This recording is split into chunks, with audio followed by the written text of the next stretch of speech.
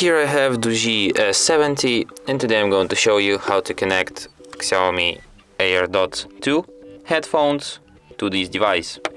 So to do this, what you have to do is to enable Bluetooth first, then in the available devices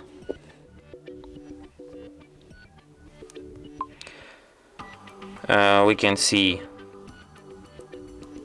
our headphones. Like when they flash like this, it means that they're in the pairing mode.